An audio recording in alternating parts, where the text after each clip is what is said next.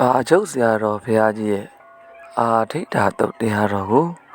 တင်ဆက်ပေးသွားမှာဖြစ်ပါတယ်ခင်ဗျာ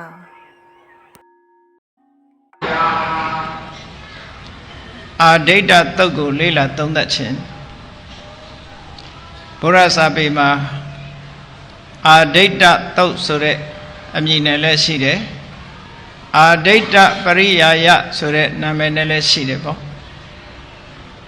အာဒိဋ္ဌရဲ့အဓိပ္ပာယ်ကမိလောင်နေခြင်းလို့အဓိပ္ပာယ်ရတယ်တနည်းအားဖြင့်ဘုန်းကြီးတို့မှတ်ကြမယ်ဆိုရင်မိလောင်နေတယ်ဆိုတာကိုသို့မဟုတ်မိလောင်တတ်တာဆိုတာမျိုးနဲ့ပတ်သက်ပြီးညမပြေမှာစာရန်ထိုးပြီးတော့ရေးသားလေးရှိတာကမိတတိပြုတယ်နော်မိတတိပြုဆိုတဲ့စာရန်လေးကိုကြည့်လိုက်မယ်ဆိုလို့ရှိရင်လောကမှာရှိတဲ့သဘာဝမီးတွေကိုလူတွေကရည်ညွှန်းပြီးတော့ရေးသားထားတာဖြစ်သည့်အတွက်ကြောင့်လူတိုင်းဟာမိတတိပြုဆိုတဲ့ဆိုင်းဘုတ်ကလေးတွေ့လို့ရှိရင်အေးမိကိုတတိထားရမယ်ပြင်ဘက်ကမိကိုပဲအာယုံရောက်ကြတာရှိတယ်ဒီကနေ့အာရိတ္တပရိယာယတုတ်သို့မဟုတ်အာရိတ္တတုတ်ကိုလေ့လာသုံးသပ်တဲ့အတိုင်းနာယူပြီးကြပြီဆိုလို့ရှိရင်ဟိုမိတတိပြုရမှာကဒုသနာမှာပါလားလို့သဘောပေါက်လာတယ်လောကမှာမိတတိပြုဆိုတဲ့ဆိုင်းဘုတ်ကလေးကိုချိလိုက်လို့ရှိရင်တာမန်ပုဂ္ဂိုလ်ရဲ့အတွေ့ကနေ့စဉ်လူတွေအသုံးချနေတဲ့မိကိုတတိပြုရမှာလို့ဒီလောက်ပဲနားလဲတယ်ဟောဒီအာရိတ္တတုတ်ကိုချိလိုက်မယ်ဆိုလို့ရှိရင်မိတတိပြုဆိုတဲ့ဆိုင်းဘုတ်လေးတွေ့တဲ့အခါတို့ကိုတတိပေးနေတာပါလားလို့သဘောပေါက်သွားနိုင်တယ်ပေါ့တကယ်တော့မိဟာနှမျိုးရှိတယ်အပြင်ဘက်ကတဘာဝကြုံတွေ့နေရတဲ့မိမိတို့တဏ္ဍာမှာဖြစ်နေတဲ့မိလူတွေအလုံးသိကြတယ်ပြင်ဘက်မှာရှိတဲ့မိကတော့တစ်မျိုးတည်းပဲပေါ့ဆွဲလောင်ရာကိုအကြောင်းပြုပြီးတော့ဒါကပါမိနော်ထင်းမိလောင်စာမိစသဖြင့်မျိုးခေါ်ခြင်းတော့ခေါ်လို့ရတယ်အပြင်မဲ့မိဟာတော့တစ်မျိုးတည်းပဲပေါ့လူတွေရဲ့တဏ္ဍာမှာအမြဲမပြတ်လောင်ကျွမ်းနေတဲ့မိက17မျိုးရှိတယ်လေဒါကြောင့်မို့လို့တချို့ကပြောကြတယ်မိ17မိတို့ရဲ့ငြိမ်းအေးရာ17တိအပူမိတို့ရဲ့ငြိမ်းအေးရာလို့သို့တော့အဲ့ဒီ17တိအပူမိဆိုတာကိုလောကလူသားတွေကမီးလို့သိတာအမတန်မှနည်းတယ်ပေါ့မြတ်စွာဘုရားဟောထားတဲ့ဒေသနာတော်အရဒီ17မျိုးသောမီးတွေဟာဒုသနာမှာအမြဲလောင်နေတာပါလားဘယ်မီးကိုတို့ညှိမ့်တရမလဲမီးဟာ2မျိုးရှိတယ်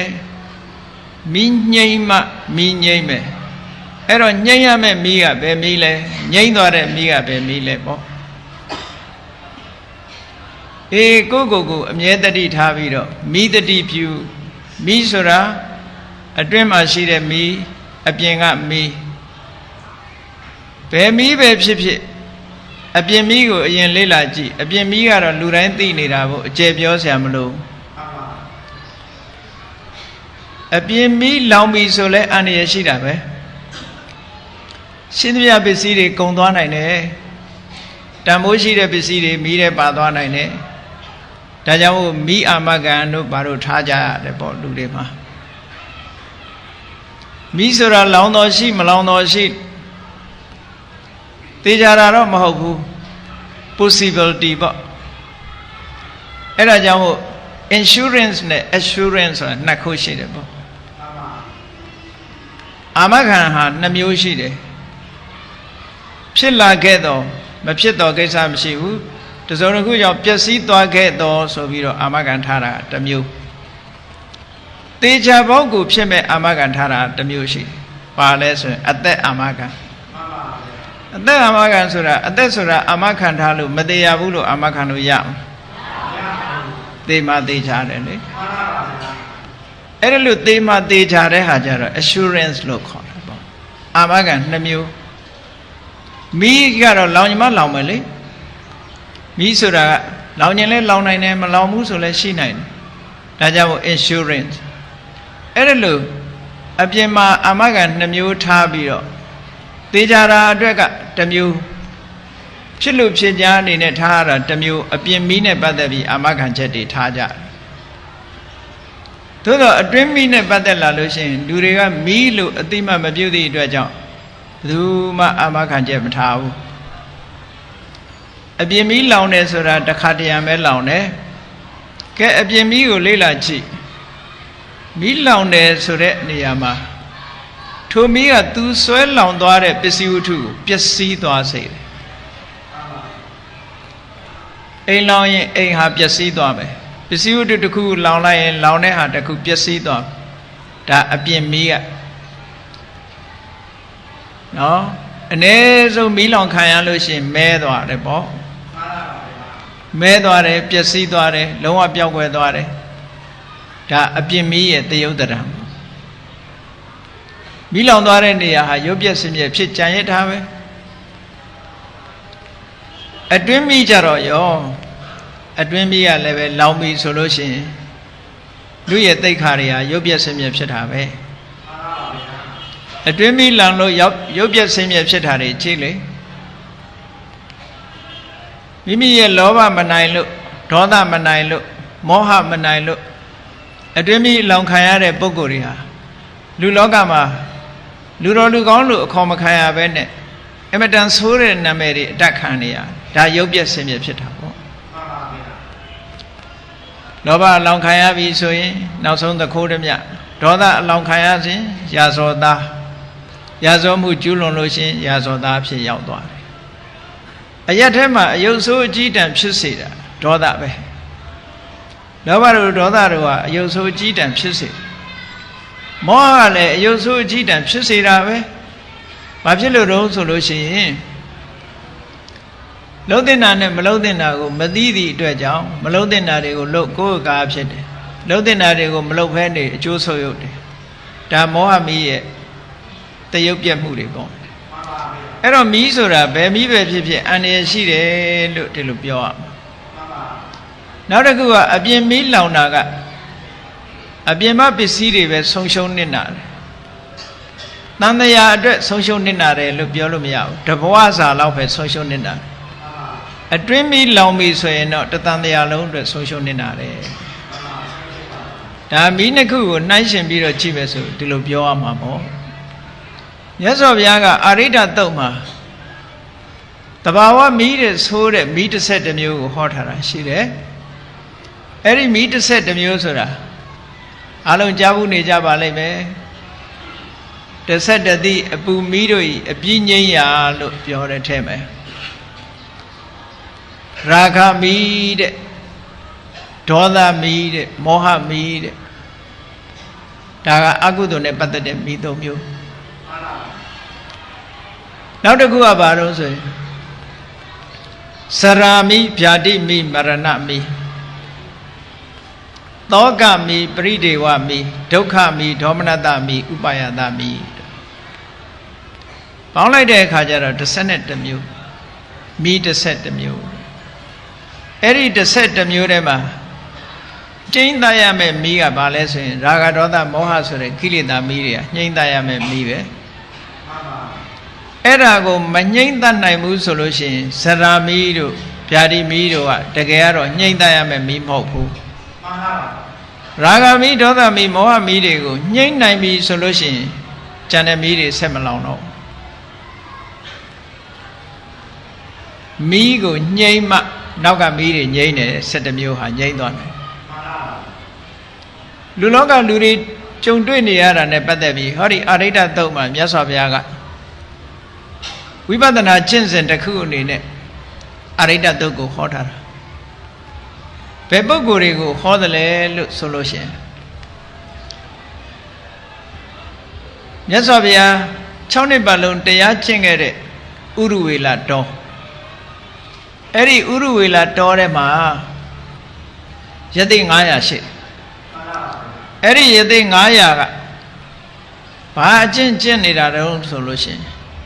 မီးပူဇော်တဲ့အကျင့်ကိုကျင့်တယ်အေးမီးပူဇော်တယ်ဆိုတော့ဘုန်းကြီးတို့ဗမာလူမျိုးတွေကထင်လိုက်မယ်အော်မီးပူဇော်တယ်ဆိုတာ ရွှေတကုံဖရာလို့ဖရာကိုရည်စူးပြီးတော့မိတွေထွန်းပြီးတော့ပူဇော်တယ်လို့ဒီလိုအောက်မေ့လိုက်မယ်နော်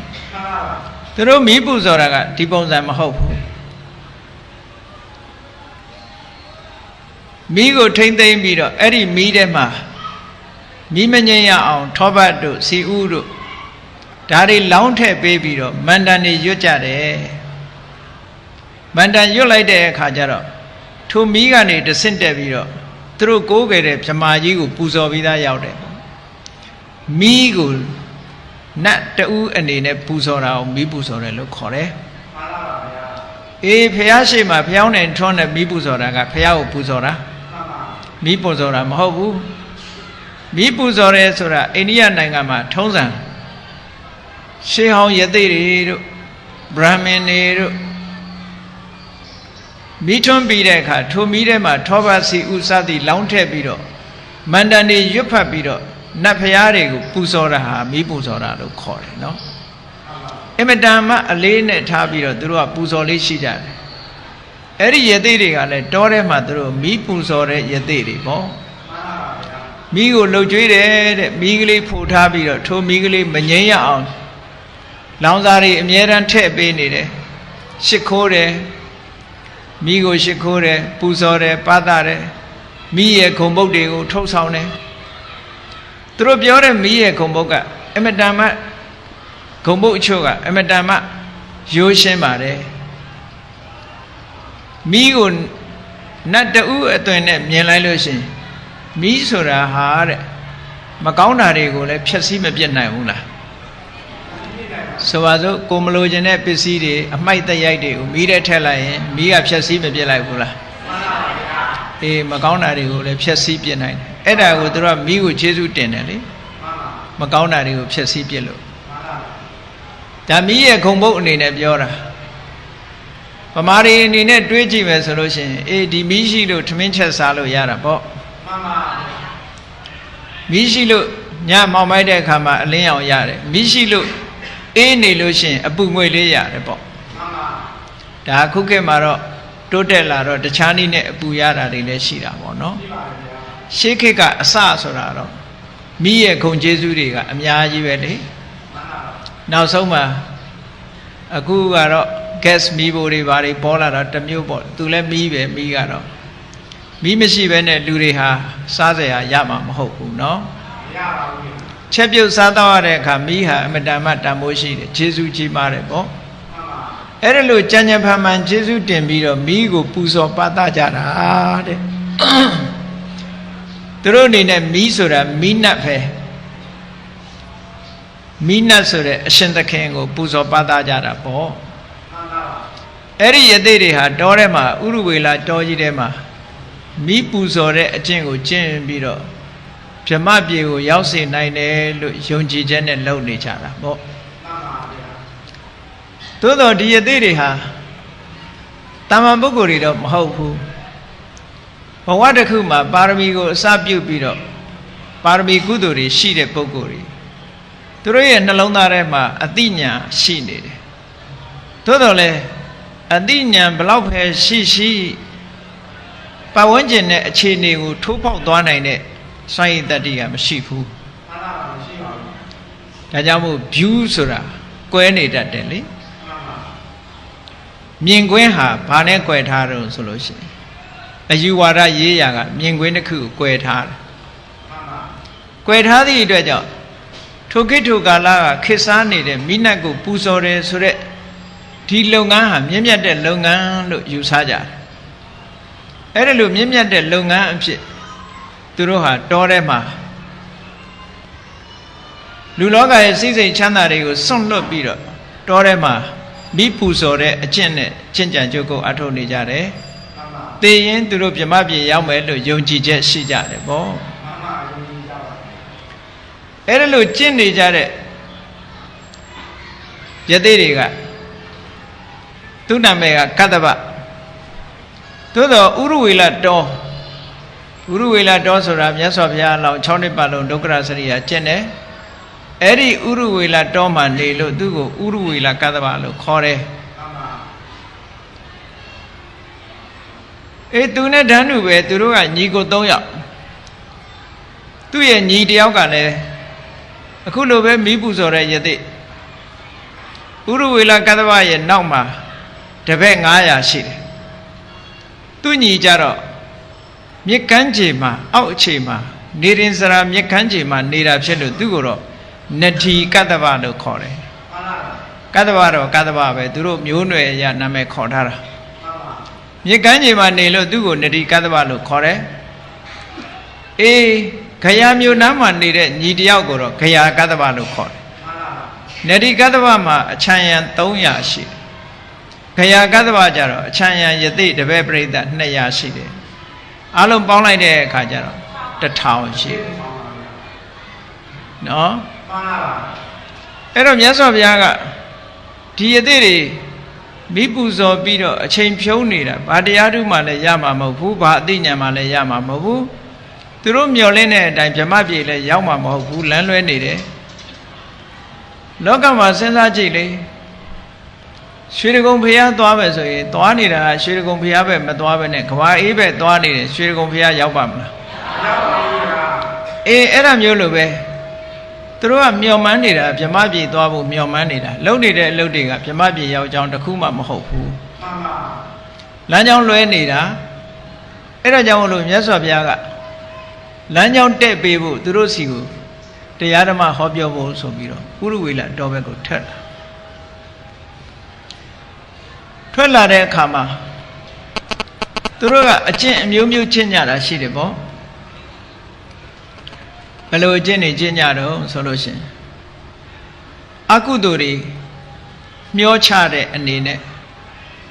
အလွန်အလွန်ကိုအဲ့ဒီခေတ်ကအဲ့ဒီရာသီမှာအလွန်အေးတဲ့အချိန်ဆိုတာ8ရက်အဲ့ဒီ8ရက်ဟာအေးဆုံး8ရက်လို့ခေါ်တယ်အေးဆုံး8ရက်ဟာဗမာရက်နဲ့ပြောမယ်ဆိုလို့ရှိရင်တပူတွဲလနဲ့တပေါင်းလအကြာ8ရက်တဲ့အဲ့ဒါကိုအန္တရအထက်က2လအကြာက8ရက်လို့ခေါ်တယ်တပူရဲတပေါင်း2လအကြာလို့ဆိုတော့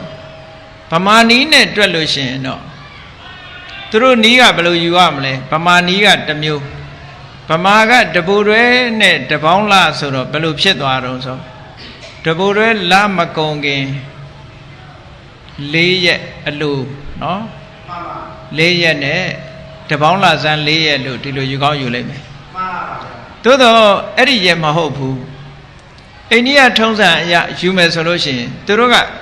ကောင်းကင်ကလပြည့်တာနဲ့လူပြေကဝေါဟာရလဟာလည်းပြည့်တယ်ဗမာစကားမှာရောနေတယ်လဆိုတာဒီတကုကဆုံနေယုံဝါဆိုဆိုတာကိုလည်းလလို့ခေါ်တယ်နော်ကောင်းကင်ဘောကလကိုလည်းလလို့ခေါ်တယ်အဲ့ဒီလိုယူတဲ့နေရာမှာဗမာပြေကယူတာကလပြည့်နေဆိုရင်ကောင်းကင်ကလပြည့်တာဒီလက15ရက်ပဲရှိသေးတယ်လူတွေခေါ်တဲ့ဝေါဟာရမာတာက15ရက်ပဲရှိသေးတယ်မပြည့်သေးဘူးကောင်းကင်ကလကတော့ပြည့်သွားပြီဗမာပြည်ရဲ့အခေါ်အိန္ဒိယထုံးစံကြတော့အဲ့ဒါလိုမဟုတ်ဘူးကောင်းကင်ကလပြည့်တဲ့နေ့မှာရက်30လကလည်းပြည့်သွားတယ်ဟုတ်ကလားရက်30လကလည်းပြည့်သွားတယ်ဒီကလလည်းပြည့်တယ်ဟိုပေါ်ကလလည်းပြည့်တယ်အဲ့ဒါလိုယူမယ်ဆိုလို့ရှိရင်ကတော့တပူရဲလမပြည့်မီ73ရက်နဲ့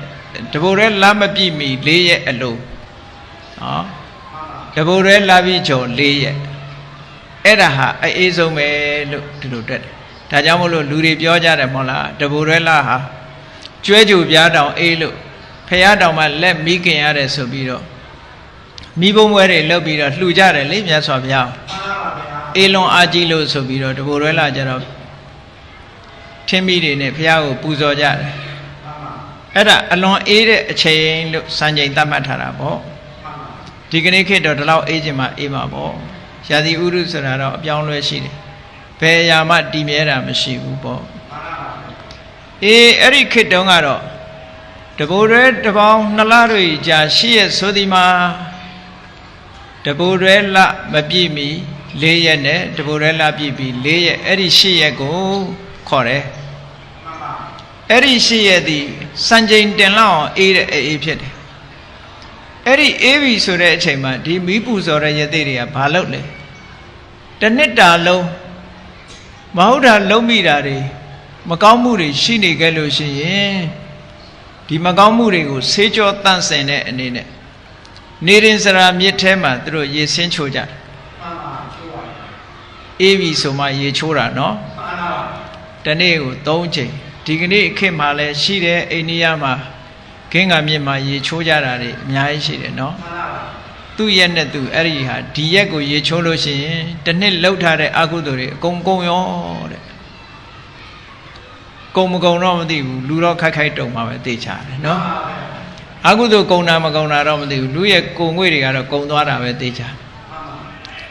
အဲ့ဒါလို့ခိုက်တုံအောင်ရေထဲမှာဆင်းချိုးချမ်းပြီဆိုတဲ့အခါကျတော့မီးလုံည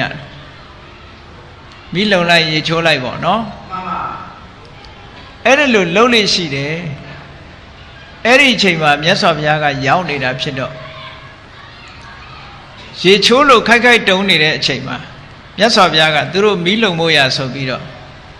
မီးအိုးခင်း900ဖန်ဆင်းပေးတယ်ဘုရားကမီးအိုးခင်း900ဖန်ဆင်းပေးအိုးယသိတွေရေချိုးပြီးတဲ့အခါကျတော့ချက်ချင်းပဲမီးကအစင်နဲ့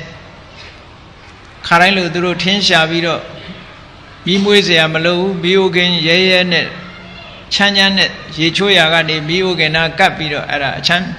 ဖြည့်ပြောက်ကြတယ်ခန္ဓာကိုယ်နှွေးအောင်လုပ်ကြတယ်မြတ်စွာဘုရားရဲ့အစွမ်းတကူတွေကိုကြည့်ပြီးတော့ဒါတွေမကဘူးမြတ်စွာဘုရားကသူတို့ထင်းနေခွဲမရတာကိုဘုရားကထင်းနေခွဲအောင်လုပ်ပေးတယ်ထင်းခွဲပေးတယ်ပဲပြောကြပါစို့နော်မီးမွေးလို့မရတဲ့အခါဘုရားကမွေးပေးလိုက်တယ်မီးငိမ့်လို့မရတဲ့အခါဘုရားကငိမ့်ပေးလိုက်တယ်အစွမ်းတကူနဲ့လှုပ်ပေးတာဘာဖြစ်လို့ဒီလိုလုပ်လဲဆိုရင်မြတ်စွာဘုရားကစီယုံရေးဆင်းနေတာပေါ့ organization လုပ်နေတာမြတ်စွာဘုရားပေါ်မှာသူတို့အထင်ကြီးတယ်အထင်ကြီးပေမဲ့လို့သူတို့လိုအပင်ပန်းခံပြီးတော့ကျင့်တဲ့အကျင့်မရှိဘူးလို့သူတို့ကယူဆတယ်ယူဆသည့်အတွက်ကြောင့်ခေါင်းဆောင်လုပ်တဲ့ဥရဝေလကတ္တဗကအေးဂေါရမယဟန်ကြီးတကူတော့ကြီးတယ်ဒါပေမဲ့ငါလိုတော့ယဟန္တာမဟုတ်သေးဘူးလို့သူကအမြဲတမ်းတွေးတယ်တဲ့မှန်ပါဗျာနောက်ဆုံးကြတော့မြတ်စွာဘုရားကသူ့ကိုတတိပေးတဲ့အနေနဲ့ကတ္တဗတဲ့မင်းဟာယဟန္တာလည်းမဟုတ်ဘူး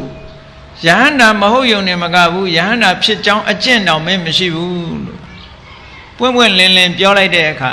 သူတော်ကောင်းစိတ်ရှိတယ်သူတို့ကလည်းသူတော်ကောင်းစိတ်ရှိသည့်အတွက်ကြောင့်အဲ့ဒီအကျင့်လည်းမရှိဘူးဆိုလို့ရှိ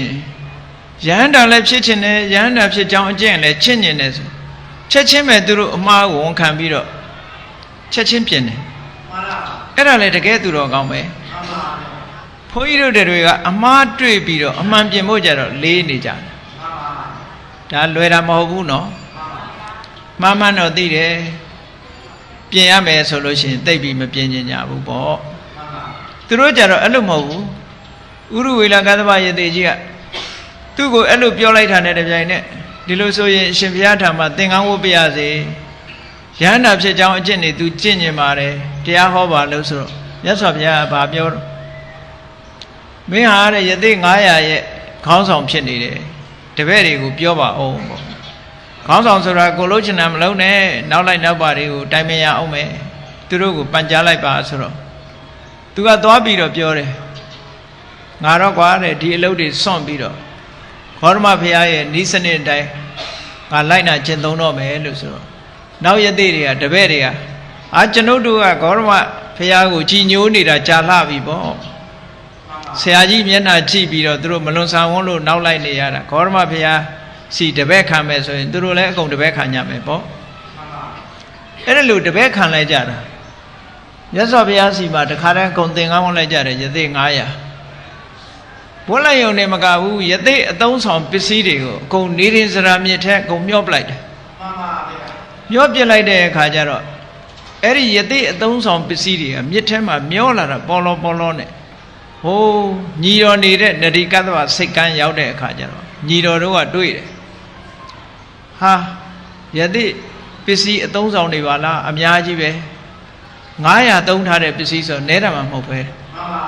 ရေထဲမျိုးလာတော့စိတ်ထဲမှာစိုးရိမ်စိတ်ပေါ်လာတယ်ငါအကိုကြီးများဘာဖြစ်တုံးဆိုချက်ချင်း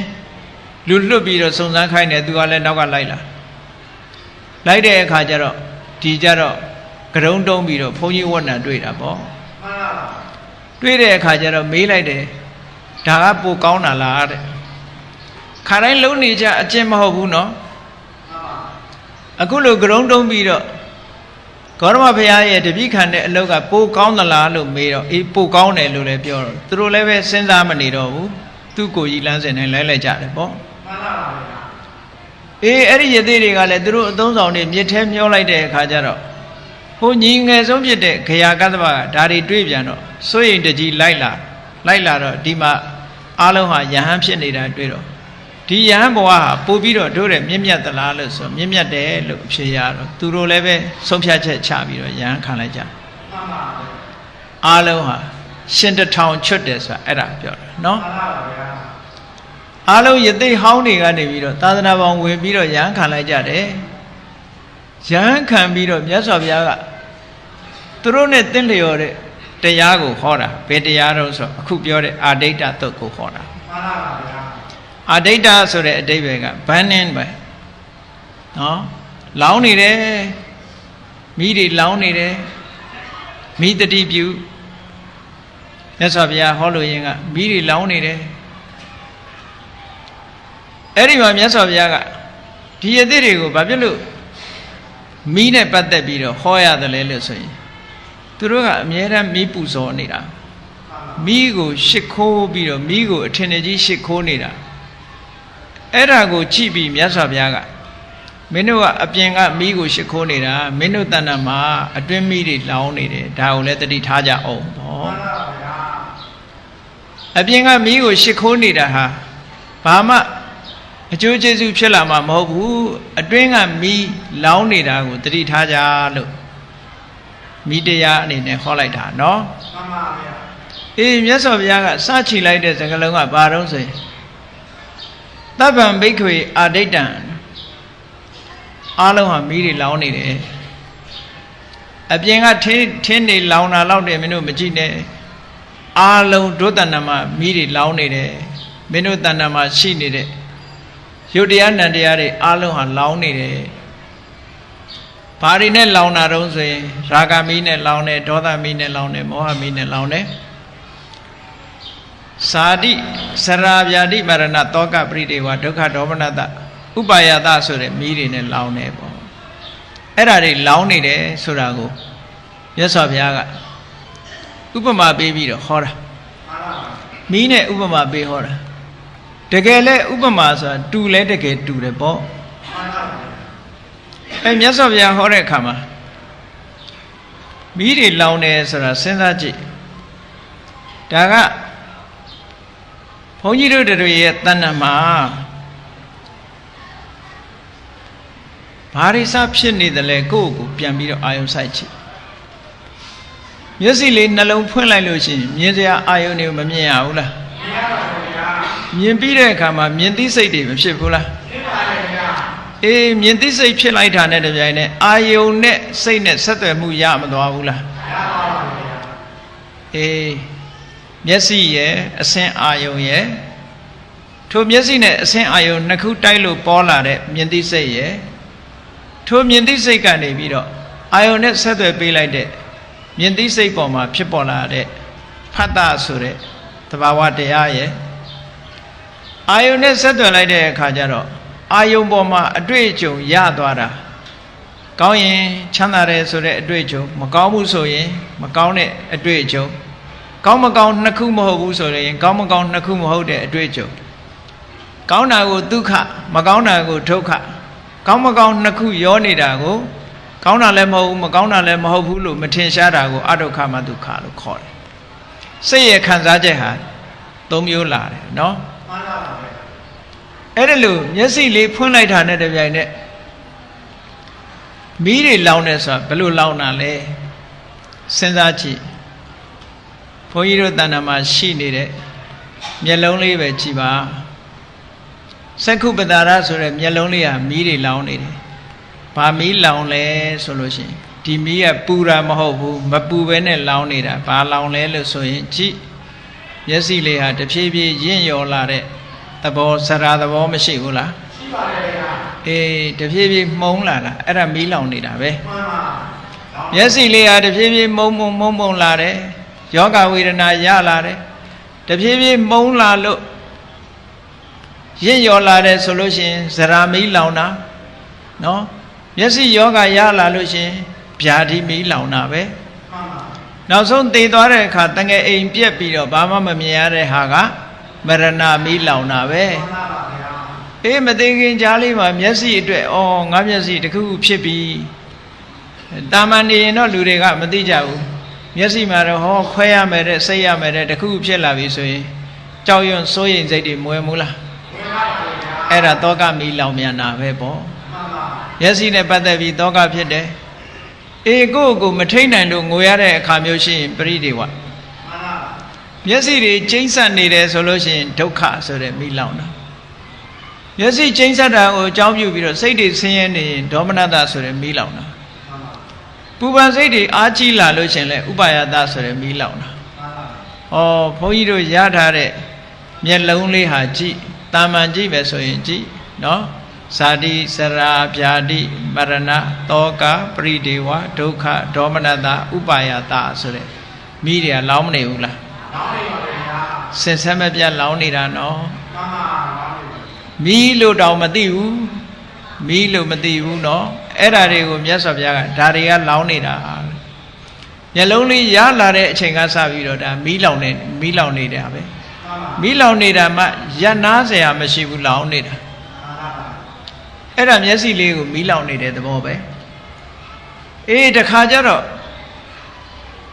ဒီတဲ့ပိုဆိုးလာတဲ့မျက်စိကိုမီးလောင်တာပါတော့ဆိုရင်မြင်စရာအာယုံလေးနဲ့တွေးလိုက်တဲ့အခါကျတော့အဲ့ဒီမျက်စိဆိုတဲ့မြင်အာယုံလေးထဲမှာလာပြီးတဲ့အခါမှာလိုချင်တဲ့စိတ်တွေ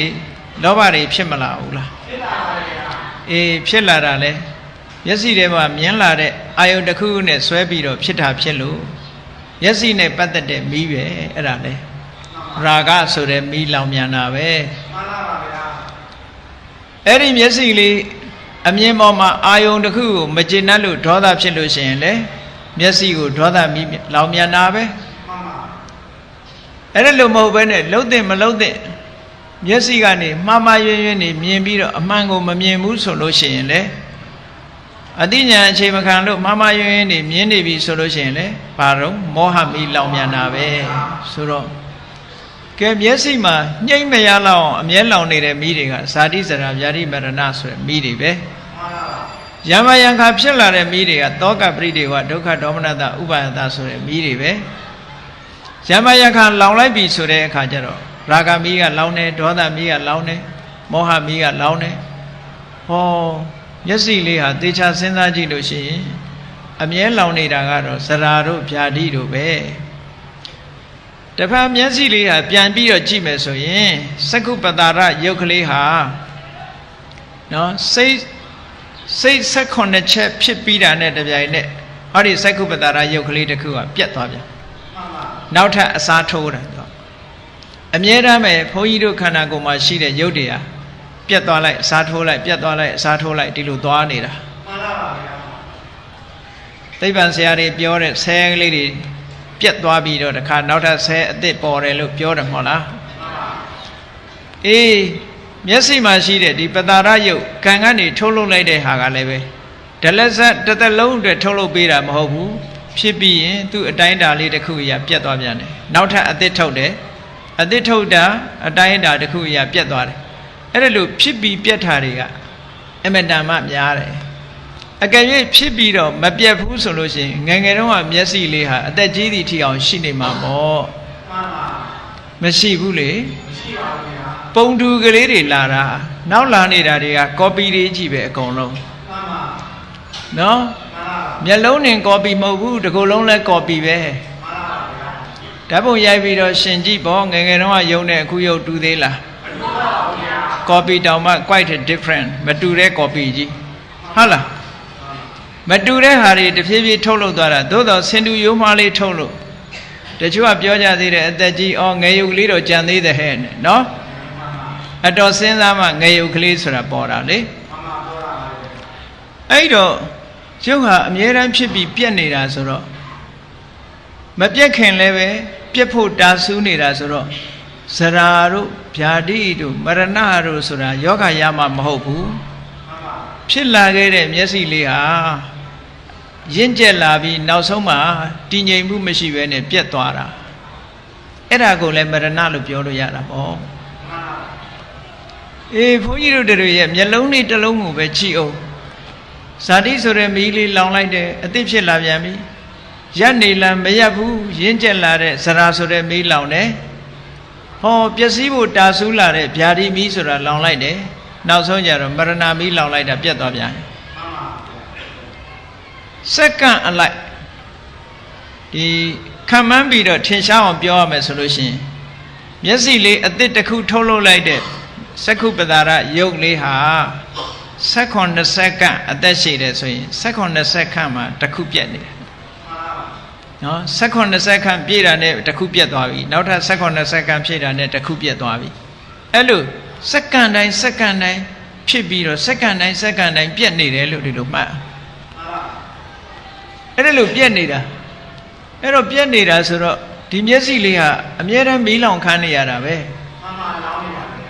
မီးလောင်သည့်အတွက်ကြောင့်ပုံတစ်ဖြည်းဖြည်းပြက်လာတယ်ပေါ့ပုံတစ်ဖြည်းဖြည်းပြက်လာတယ်မှုံလာတယ်ဝါလာတယ်နော်ငယ်ငယ်တုန်းကလို့ကြည်ပြီးတော့တောက်ပနေတဲ့မျက်လုံးမဟုတ်တော့ဘူးဒီလိုတွေဖြစ်လာတယ်ပေါ့အေးမျက်စိလေးမီးလောင်တယ်လို့ပဲ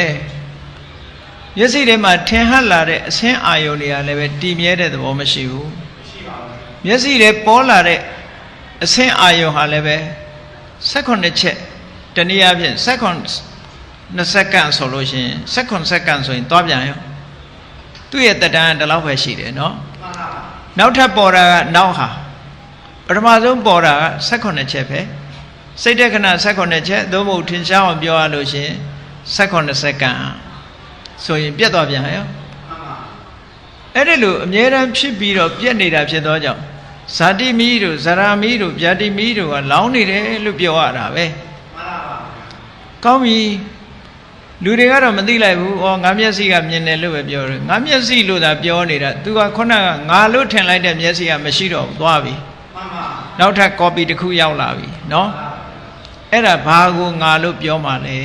ပြောလို့မရဘူးလေအမြဲတမ်းပြောင်းလဲရွေ့ရှားနေတဲ့အရာတစ်ခုကိုငါဟာလို့ပြောလို့ဘယ်လိုမှမရနိုင်ဘူးငါလို့သတ်မှတ်လိုက်တဲ့အချိန်ပိုင်းလေးပါပဲ तू ကသွားပြီခုနကသတ်မှတ်လိုက်တာနောက်ဟာကနောက်ဟာပဲလေနောက်ဟာကိုကိုဟာလုံနေလို့ရှင်လေအဲ့နောက်ဟာကလည်းသွားပြန်တာပဲအဲ့ဒါကြောင့်မို့ဇာတိမိစရာမိဗျာတိမိဆိုတာမျက်စိကိုလည်းလောင်းနေတယ်မျက်စိနဲ့မြင်ရတဲ့အဆင်းအာယုံကိုလည်းလောင်းနေတယ်အဲ့ဒီမျက်စိနဲ့အဆင်းအာယုံဆုံလိုက်လို့မြင်တာကိုသိလိုက်တဲ့စိတ်ကလေးကိုလည်းလောင်းနေတယ်ဘာဖြစ်လို့တော့ဒီစိတ်ကလေးကပေါ်လာပြီးတော့ပြတ်သွားတာပဲမဟုတ်လားဩဇာတိစရာဗျာတိမရဏဆိုသူလည်းဒီမိတွေရဲ့အလောင်းအမြဲခံနေရတာပဲအဲ့ဒီစိတ်ကလေးပေါ်လာလိုက်တာနဲ့တပြိုင်နက်အာယုန်နဲ့ဆက်သွယ်ပေးတဲ့ဖတ်တာဆိုတာပေါ်လာတယ်အဲ့ဒီဖတ်တာကလည်းပဲထို့တူပဲပျက်စီးသွားပြန်တယ်ဖတ်တာပေါ်လာလို့ကောင်းတဲ့အမြင်လေးဆိုလို့ရှိရင်ဒုက္ခမကောင်းတာဆိုလို့ရှိရင်ဒုက္ခကောင်းမကောင်းမထင်ရှားဘူးဆိုရင်အဒုက္ခမဒုက္ခဆိုတဲ့ခံစားချက်ကလေးတွေအတွေ့အကြုံလေးတွေပေါ်လာအဲ့ဒီအတွေ့အကြုံလေးကလည်းဖြစ်ပြီးပြတ်သွားတာဖြစ်သောကြောင့်ဇာတိမီးလည်းလောင်တယ်ဇရာမီးလည်းလောင်တယ်ဗျာတိမီးလည်းလောင်တယ်မရဏမီးလည်းလောင်တယ်ကဲရက်နေတဲ့အချိန်ရှိသေးရဲ့လားမရှိဘူးတဲ့အမြဲလောင်နေတဲ့မီးကအဲ့ဒီမီးလေးမျိုးကအမြဲလောင်နေတာကျန်တဲ့မီးတွေကရမယခလောင်တာဆိုရင်စိတ်ပေါ်လာရင်တောကဆိုတဲ့မီးလောင်မယ်ငိုရရင်ပရိဒေဝဆိုတဲ့မီးလောင်ခံရမယ်ခန္ဓာကိုယ်ဆင်းရဲပြီဆိုရင်ဒုက္ခဆိုတဲ့မီးလောင်မယ်စိတ်ဆင်းရဲပြီဆိုရင်ဒေါမနတဆိုတဲ့မီးလောင်တယ်အေးစိတ်ထဲမှာပူပန်မှုတွေပြင်းပြင်းထန်ထန်ဖြစ်လာပြီဆိုရင်ဥပါယတဆိုတဲ့မီးလောင်တယ်ပေါ့ဒီထဲမှာတွေ့တာတဲ့စိတ်ကလေးပေါ်လာလို့ရှိရင်ရာဂမီးကလောင်မြန်တယ်ပေါ့မုန်းနေတဲ့စိတ်လေးပေါ်လာပြန်ရင်ဒေါသမီးကလောင်တယ်အာယုံပေါ်မှာအမှန်ကိုမသိလိုက်ဘူးဆိုလို့ရှိရင်မောဟမီးကလောင်မြန်ရော တက်တာစရာနေရာရှိရလားမြင်တဲ့အခိုက်ကလေးမှတယ်မဲ့အားလုံးဟာမိလောင်ပြီးတော့ပျက်စီးသွားတယ်တဲ့အဲ့ဒီသဘောတွေကိုမြတ်စွာဘုရားကမြင်အောင်ကြည့်ခိုင်းတာပါအာဒိဋ္ဌသုတ်ဆိုတာအေးလောင်းနေတာဆိုတာဒါမိတတိပြုဖို့ပေါ့နော်ဒီမိတတိပြုမှုကိုတတိမပြုမိသေးသမျှမျက်စိကိုမီးလောင်နေတယ်ဆိုတာမသိသေးသမျှမျက်စိကမြင်ရတဲ့အဆင်းအာယုန်တွေကိုမီးလောင်နေတယ်ဆိုတာမသိသေးသမျှထိုအဆင်းအာယုန်နဲ့သက္ကုပ္ပဒါရတို့ဆုံလို့ဖြစ်ပေါ်လာတဲ့မြင်သိစိတ်လေးကိုမီးလောင်နေဆိုတာမသိသေးသမျှထိုစိတ်ကလေးပေါ်လာပြီးတဲ့နောက်အာယုန်နဲ့ဆက်သွယ်တဲ့သက္ခုတံဖတ်တာလို့ခေါ်တဲ့မျက်စိမှာပေါ်လာတဲ့ဆက်သွယ်မှုလေးကိုမီးလောင်နေဆိုတာမသိသေးသမျှထိုမျက်စိနဲ့ဆက်သွယ်လာပြီးတော့ဒုက္ခဒုက္ခအဒုက္ခမဒုက္ခဆိုတဲ့ခံစားချက်ကလေးတွေကိုမီးလောင်နေတယ်ဆိုတာမသိသေးသမျှတန်တရားထဲမှာဘုန်းကြီးတို့တွေဟာပျော်စရာတွေတွေ့နေကြအောင်ပါပဲတဲ့တန်တရားထဲမှာပျော်စရာတွေကြီးပဲရှားနေလို့ရှိရင်တန်တရားကြီးမှာတွေ့တာနေအောင်ပါပေါ့အဲ့ဒါကြောင့်မို့မြတ်စွာဘုရားကယသိတထောင်ကိုမိကိုဥပမာပေးပြီးတော့အေးအပြင်မိတွေတင်ကြည့်မနေနဲ့ကိုယ်တဏ္ဍာမှာလောင်းနေတဲ့မိတွေကိုဂရုစိုက်ရမယ်တဲ့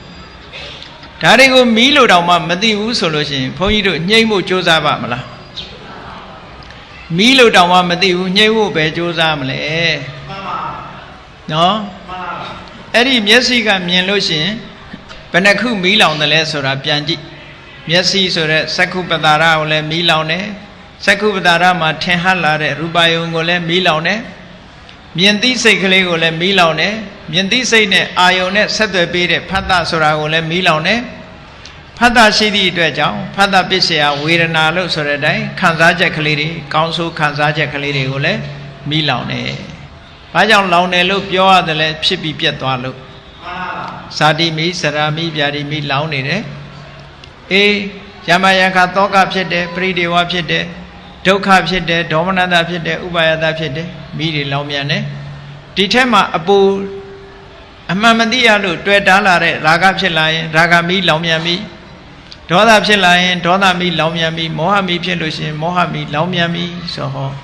တစ်ဆက်တည်းအပူမိတွေရဲ့လောင်မြိုက်ခြင်းကိုခံမနေရပြီဘူးလား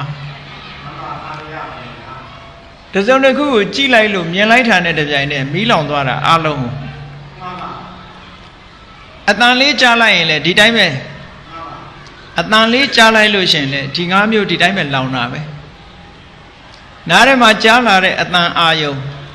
ထိုအတန်အာယုံကိုဖမ်းယူနိုင်တဲ့သောတပတ္တာရထိုနှစ်ခုပေါင်းစပ်လို့ဖြစ်ပေါ်လာတဲ့ဇာတိစိတ်ထိုဇာတိစိတ်နဲ့အာယုံဆက်သွယ်ပေးတဲ့ဖတ်တာဆက်သွယ်ပေးသည့်အတွက်ကြောင့်ကောင်းဆိုးချမ်းသာခံစားမှုဆိုတဲ့ဝေဒနာဒါကိုလည်းပဲမိလောင်တာပဲထို့တူပဲနှာခေါင်းကအနံ့ရလာလို့ရှိရင်လည်းပဲနှာခေါင်းရဲ့အနံ့ရဲ့နံသိစိတ်ရဲ့ဆက်သွယ်မှုဖတ်တာရဲ့ခံစားမှုဝေဒနာရဲ့ဒါတွေလည်းမိလောင်မြန်တာပဲအဲ့တော့ခန္ဓာကိုယ်ထဲမှာမိမလောင်တာဆိုတာရှိသေးရဲ့လားဇာတိမိစရာမိဗျာတိမိမရဏမိဆိုတာတွေကအမြဲလောင်နေတယ်ဒီသဘောတွေကိုဆင်ခြင်စဉ်းစားကြည့်တာဟာဒါဝိပဿနာကမ္မထံပဲဒုက္ခလက္ခဏာကိုရှင်းရှင်းကြီးမြင်လာအောင်ကြည့်ခိုင်းတာနော်ဝိပဿနာဆိုတာသင်္ခါရတရားတွေပေါ်မှာရှုလိုက်တဲ့အခါမှာအနိစ္စဆိုတာမြင်ရမယ်ဒုက္ခဆိုတာမြင်ရမယ်အနတ္တဆိုတာမြင်ရမယ်ပေါ့အဲ့ဒီတစ်ခုကိုမြင်ဖို့အရေးကြီးတယ်ပေါ့အနိစ္စရှုထောင့်ကကြည်တာရင်လည်းဖြစ်မယ်ဒုက္ခရှုထောင့်ကကြည်တာရင်လည်းဖြစ်မယ်အနတ္တရှုထောင့်ကကြည်တာရင်လည်းဖြစ်မယ်ခုအရိဋ္ဌတုတ်မှာဆိုရင်ဒုက္ခရှုထောင့်ကနေမြတ်စွာဘုရားကြည်ခိုင်းတဲ့သဘောပေါ့အေးရာခသိန်းဟာအလုံးဟာလောင်ကျွမ်းပြီးတော့ပျက်စီးနေတယ်ဆိုလို့ရှိရင်ဘုန်းကြီးတို့တွေဟာတတ်မဲ့စရာတွေ့တာစရာရှိနိုင်ပါအောင်မလားအဲ့ဒီသဘောတွေကိုဘုန်းကြီးတို့တွေဟာအမှန်တိုင်းသိနေအောင်ဆင်ခြင်သုံးသပ်ဖို့လိုအပ်တယ်တဲ့ဒါပြောတာနော်ဆင်ခြင်သုံးသပ်ပြီးတော့ကြည့်နေမယ်ဆိုလို့ရှိရင်မျက်စိကမြင်လိုက်တဲ့အချိန်မှာမီးလောင်ကျွမ်းသွားတယ်နားကကြားလိုက်တဲ့အချိန်မှာမီးလောင်ကျွမ်းသွားတယ် နှာခေါင်းကနမ်းရှုလိုက်တဲ့အချိန်လေးမှာမီးလောင်ကျွမ်းသွားတယ်လျှာကနေပြီးတော့အရသာတစ်ခုထမင်းစားရင်ကနေပြီးအရသာတစ်ခုတွေးလိုက်တာမီးလောင်ကျွမ်းသွားတယ်ခန္ဓာကိုယ်ကတစ်ခုထိလို့သိလိုက်တာနဲ့နောက်ကနေမီးလောင်ကျွမ်းသွားတယ်စိတ်ထဲကစိတ်ကူးစိတ်သန်းတွေလည်းပဲဒီလိုပဲမီးလောင်ကျွမ်းသွားတယ်အလုံးဟာခန္ဓာကိုယ်ထဲမှာရှိတဲ့ယုတ်တရားနံတရားတွေဟာအခုလိုပဲလောင်ကျွမ်းပြီးတော့ပျက်စီးနေကြတာလို့ဆိုတဲ့သဘောကိုရှုခိုင်းတာပါပဲအေးအရိဋ္ဌတုတ်ရ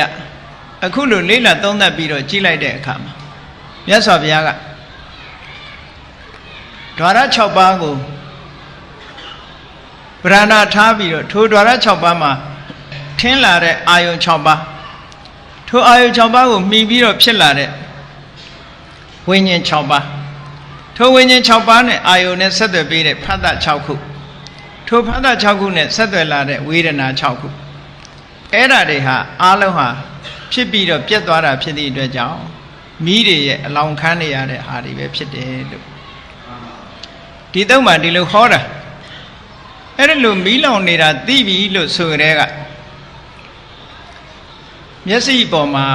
နားပေါ်မှာနှာခေါင်းပေါ်မှာလျှာပေါ်မှာခန္ဓာကိုယ်ပေါ်မှာစိတ်ပေါ်မှာတွေ့တာစရာရှိပါအောင်မလားမရှိပါဘူးဗျာတွေ့တာစရာဘာမှမရှိတော့ဘူးဘာဖြစ်လို့တော့ဆိုမီးလောင်ပြီးတော့ပျက်စီးနေတဲ့အရာတစ်ခုကြီးဟာကောင်းနိုင်ပါအောင်မလားကောင်းနိုင်ပါဘူးတွေ့တာစရာတစ်ခုမှမရှိတော့ဘူးဆိုတာရှင်းရှင်းကြီးမြင်လာအေးယသိတထောင်ကိုမြတ်စွာဘုရားကမီးလောင်နေတဲ့အကြောင်းကိုတစ်ခုစီတစ်ခုစီရှင်းပြတာနားဆိုင်ပြီးတော့သူတို့ထောင်းနေတယ်အားလုံးဟာခေါင်းလေးတငိမ့်ငိမ့်နဲ့မြတ်စွာဘုရားဟောတဲ့အတိုင်းမှန်လိုက်တာအဲ့ဒါလို့နားထောင်နေရင်ကနေပြီးတော့သဘောကျလာတဲ့အခါကျတော့မြတ်စွာဘုရားဆက်ဟောတယ်အဲ့ဒါလို့မီးလောင်နေတယ်လို့သိတာနဲ့တပြိုင်နက်မျက်စိပေါ်မှာတွေ့တာမှုတွေရောကျလာတယ်တဲ့နားပေါ်မှာနှာခေါင်းပေါ်မှာလျှာပေါ်မှာခန္ဓာကိုယ်ပေါ်မှာစိတ်ပေါ်မှာညီးငွေ့လာကြတယ်လူချင်းစိတ်တွေတွေ့တာစိတ်တွေမရှိတော့ဘူးအဲ့ဒါကိုမြတ်စွာဘုရားကနိဗ္ဗိန္ဒတိလို့ခေါ်တာเนาะအဲ့ဒါလို့ရှုမြင်သုံးသပ်ကြည့်လိုက်မယ်ဆိုလို့ရှိရင်လူတွေဟာမျက်စိပေါ်မှာလည်းညီးငွေ့လာမယ်နားပေါ်မှာလည်းညီးငွေ့လာမယ်တကယ်မြင်တကယ်ညီးငွေ့စရာပဲလေတကယ်မီးလောင်ပြီးတော့ပျက်စီးနေတာမြင်လို့ရှိရင်ပျက်စီးနေတဲ့အရာဝတ္ထုတစ်ခုကိုတွေ့တာစိတ်ဟာဖြစ်နိုင်ပါအောင်မလားအေးကော်ပီတွေကိုအစ်စ်ထင်ပြီးတော့တွဲနေကြတာကိုလူတွေကကော်ပီကိုကော်ပီမှန်းသိပြီးအတုကြီးပါလားလို့မြင်လာလို့ရှိရင်တွဲစရာရှိပါမလားမရှိဘူးဒါကြောင့်မို့မြတ်စွာဘုရားကစက္ခုတ်သမိန်ပိနိဗ္ဗိန္ဒတိမျက်စိပေါ်မှာလည်းညီးငွေ့လာတယ်နားပေါ်မှာလည်းညီးငွေ့လာတယ်မြင်သိစိတ်နဲ့ပတ်သက်လာပြီးတော့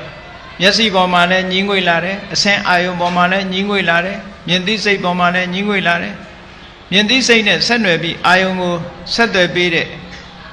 ဖတ်တာဆိုတဲ့အတွေ့အကြုံပေါ်မှာလည်းညီးငွေ့လာတယ်ဝေဒနာဆိုတဲ့ခံစားမှုပေါ်မှာလည်းညီးငွေ့လာတယ်တဲ့အဲ့တော့ခန္ဓာကိုယ်ထဲမှာဒါပဲရှိတာပဲဒါတွေကိုညီးငွေ့လာတဲ့အခါကျတော့ဘာဖြစ်လာတော့ဆို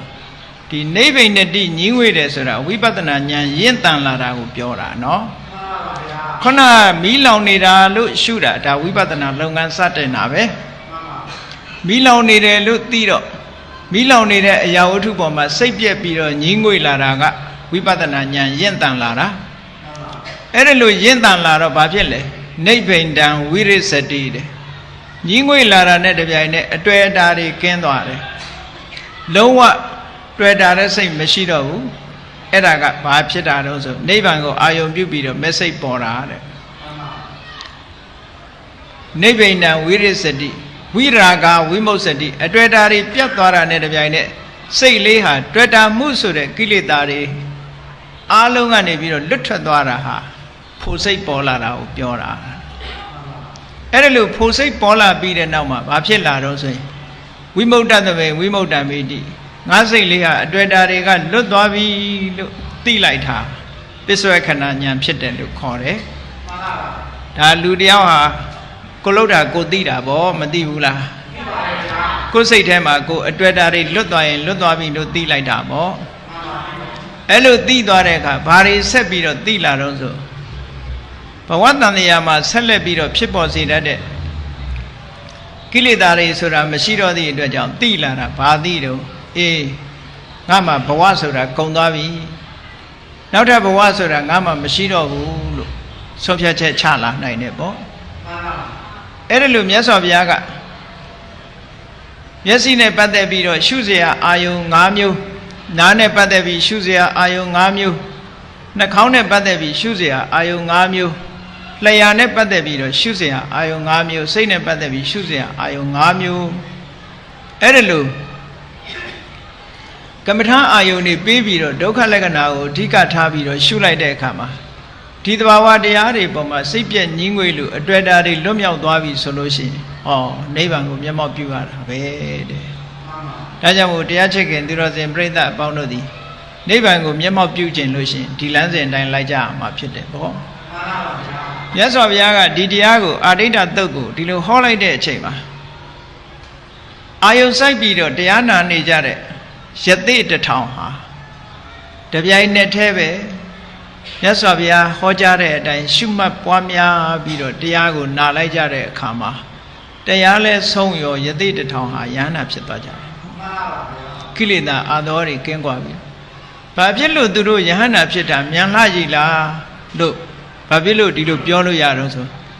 သူတို့ကဟိုဘဝတုန်းကလည်းကျင့်ခဲ့တာကျင့်ခဲ့တဲ့သူတို့ရဲ့အသိဉာဏ်တွေက online ဖြစ်နေတာအဲ့ဒီ online ဖြစ်နေတာနဲ့အခုတရားဆိုတာနဲ့တွေ့လိုက်တဲ့အခါမှာ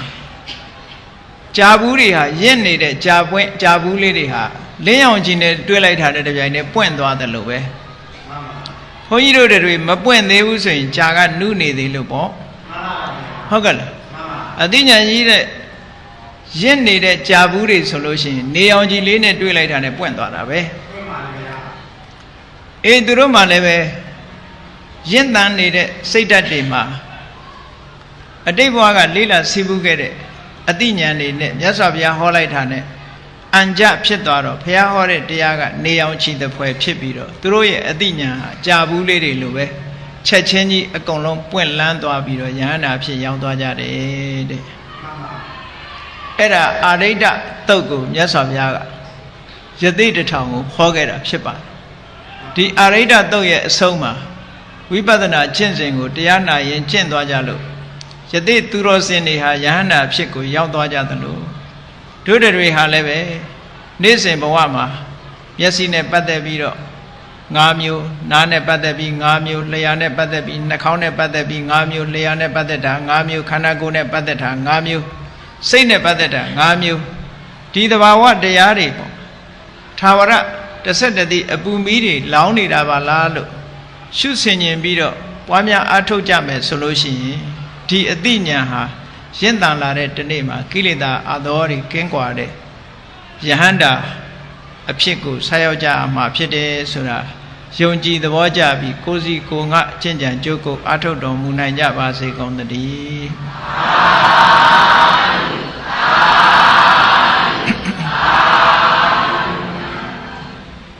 မေတ္တာပို့ရအောင်တတ္တဝါများစွာဘေးရန်ကွာချမ်းသာကြပါစေမေတ္တာရေချမ်းသုံးငါဖြံငြိမ်းချမ်းကြပါစေသက်ရှိချမ်းသာစိတ်ချမ်းသာလူရဆန္ဒပြည့်ပါစေဓမ္မောတရံပိဝိတဝါနဝိသာတဗ္ဗေတမုဟတာအဇရံပရတိတိဘာဝံနိဗ္ဗာနံယန္တုတာရောဓမ္မောတရံလောဘဒေါသမောဟစိတ်တောင်းကင်းပြောက်ကြည်တရားစေကိုပိဝိတဝါဝန္တာရှင်ပြတောက်ကြရနာကြရကုန်သောကြောင့်ဝိသာတဗ္ဗေပူဇာညစ်နောက်ကိလေသာစိတ်တောက်ဟုသမျှတို့သည်သမုဟတပိဉ္ကြပဲတွင်ရေမတင်တဲ့ကဲ့သို့ကင်းစင်လွင်ပြောင်းပေမရောက်အောင်ပဲဖြောင်းအကုန်သည်ဟွန်တုစင်စစ်မသွေဖြစ်ကြပါစေကုန်သတည်းအဇရမရံအိုခြင်းလဲကွာနာခြင်းလဲကင်းသေးခြင်းလဲရှင်းထသောတိတိဝဝံကိလေသာဟုပုခတ်သိင်ကင်းခြင်းရာအစစ်ဖြစ်ပေထသောနိဗ္ဗာန်နိဗ္ဗာန်ဟုခေါ်အေးမြတော်သို့သာရောတရားချစ်ခင်စိတ်ကောင်းဝိညာဉ်သူတော်စင်များတို့သည် ယန္တုပါရမီအစဉ်စဉ်မြင့်နေမြင်၍မလင့်ပုံသေးဆက်ရောက်တော်မူကြပါစေကုန်တည်း